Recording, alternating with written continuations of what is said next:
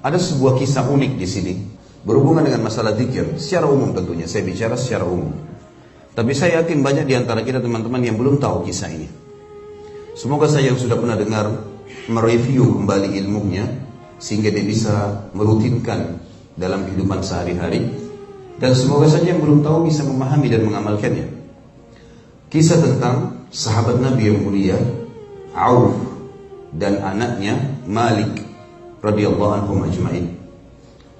Dalam salah satu peperangan, si Malik ini si anak, dalam kisah anak sama ayah. Malik ini anak, dia ikut bersama Nabi SAW berperang. Dan tentu sebelum pergi berperang meminta ridho kedua orang tuanya, Auf ayahnya dan ada ibunya. Saya tidak temukan namanya dalam riwayat ini ibunya. Tapi yang jelas dia izin dan diizinkanlah oleh kedua orang tuanya, dan mereka berharap Malik mati syahid untuk menjadi saksi pada hari kiamat, menolong keduanya masuk ke dalam surga. Pada saat baginda Nabi SAW pulang dari peperangan, semua pasukan tidak terkecuali pulang bersama Nabi SAW, kecuali Malik. Malik gak ada. Begitu tiba di Madinah, baginda Nabi SAW biasanya mengecek prajurit-prajuritnya sebelum bubar. Mereka kumpul dulu di depan masjid Nabi SAW, lalu Nabi mengecek satu persatu. Kabilah fulan, si fulan, silakan pulang. Si fulan, terus begitu sampai selesai. Sehingga Nabi SAW mengetahui siapa yang meninggal dunia di antara mereka, siapa yang sakit, berapa orang yang terluka, gitu kan. Sehingga memang difokuskan untuk menjenguknya kalau dia sakit, ya, bertakziah di rumah keluarganya kalau meninggal. Maka ditemukan satu-satunya yang tidak ada adalah Malik. Maka Auf datang kepada Nabi SAW dan mengatakan, ya Rasulullah, semuanya pasukan Anda pulang ya Rasulullah, tinggal Malik, anak saya. Beritahukan kepada saya agar saya bisa beritahukan kepada ibunya, istri saya, tentang keadaannya. Kalau Malik mati syahid, alhamdulillah, itu yang kami harapkan. Tapi kalau Malik tidak mati syahid ya Rasulullah, beritahukan di mana dia. Apakah dia ditawan oleh musuh? Apakah dia sakit di tengah jalan? Nabi SAW tunggu wahyu pada saat itu, menunggu wahyu. Seperti biasa, tradisi Nabi SAW tidak akan menjawab kecuali dari wahyu. Dan Allah pastikan dalam Al-Quran, A'udzubillahi minasyaitonirrajim, wa ma yantiqu 'anil hawa in huwa illa wahyun yuha. Kalau Muhammad itu SAW tidak pernah mengucapkan sesuai dengan hawa nafsunya, tapi dia mengucapkan sesuai dengan wahyu yang dipandukan kepadanya. Maka Nabi SAW mengucapkan kalimat yang mengatakan kepada Auf, hai Auf, pulanglah, dan aku wasiatkan kepadamu agar engkau dan istrimu mulai kamu pulang ke rumah sampai malam nanti mengucapkan la haula wala quwata illa billah. Zikir yang banyak orang tidak amalkan dalam hari ini. Zaman-zaman sekarang tidak ada yang amalkan bahkan mungkin. Padahal zikir ini sudah dikatakan oleh Nabi SAW dalam hadis yang lain, kanzun min kunuzil jannah, la haula wa la quwata illa billah, adalah harta karunnya surga. Mungkin orang berpikir harta karun surga nanti di surga baru didapatkan. Lihat manfaatnya di dunia teman-teman sekalian.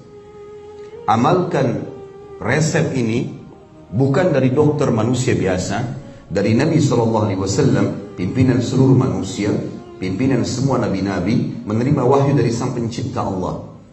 Amalkan la haula wa la quwata illa billah, kamu dan istrimu.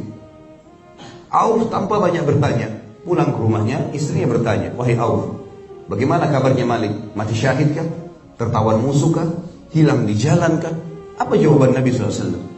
Kata Auf, Nabi SAW tidak menemukan dia. Tidak ada penjelasan dari wahyu apakah dia mati syahid, apakah dia tertawan, belum ada berita. Lalu apa wasiat? Kata Auf, dia mewasiatkan kita wala illa billah, sebanyak kita mampu. Hari kita amal lain. Bahkan mereka tidak makan, tidak minum, sibuk lisannya dengan la haula wala quwata illa billah, la haula wala quwata illa billah, dengan keyakinan menjadikan zikir ini bisa mendapatkan informasi tentang anak mereka. Sampai akhirnya di awal malam atau pertengahan malam, kalau kita sekarang jam 12 malam, Auf dan istrinya ketiduran karena sudah capek dan malam. Auf menceritakan tiba-tiba pada saat saya sama istri saya lagi lelap tidur, saya mendengar ada seseorang mengetuk pintu rumah di malam hari. Maka saya pun berdiri, kemudian saya membuka pintu dan saya temukan anak saya Malik di depan pintu, membawa beberapa ekor kambing. Maka saya pun bertanya, hai anakku, apa ceritamu? Bagaimana ceritanya?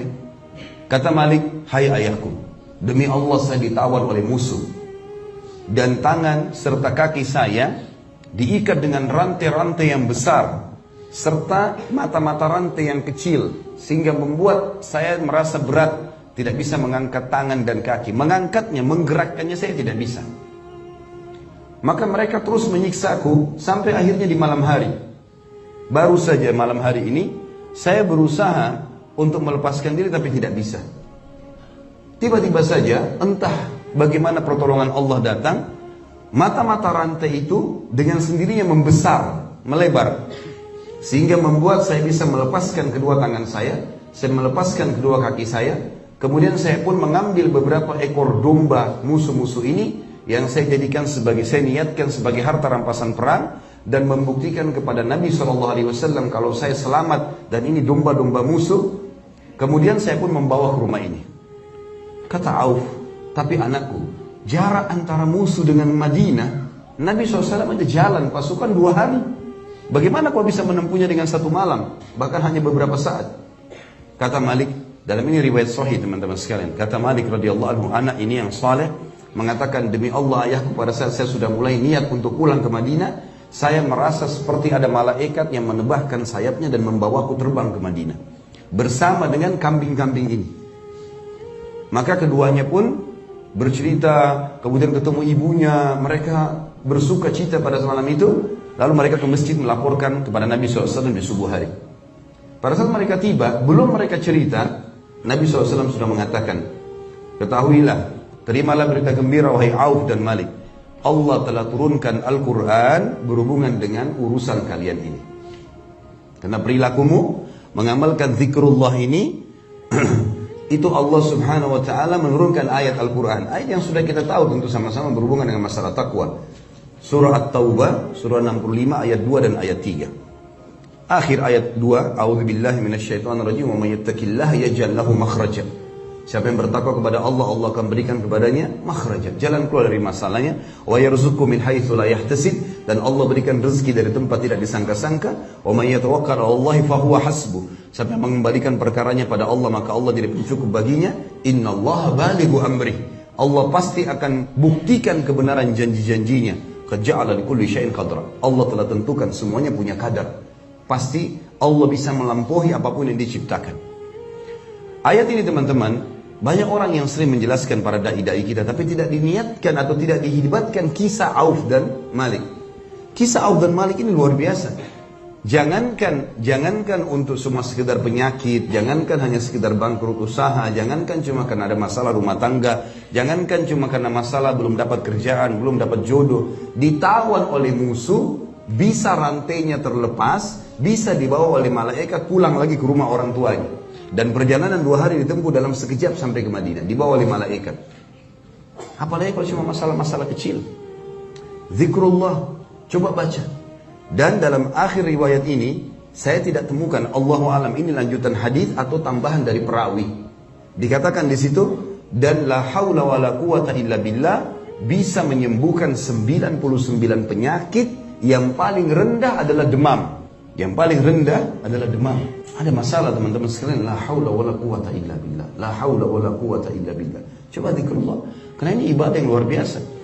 Bahkan ulama mengatakan kalau orang yakin dengan zikir ini mungkin tidak butuh obat dokter. Karena ini yang lebih penting daripada itu semuanya.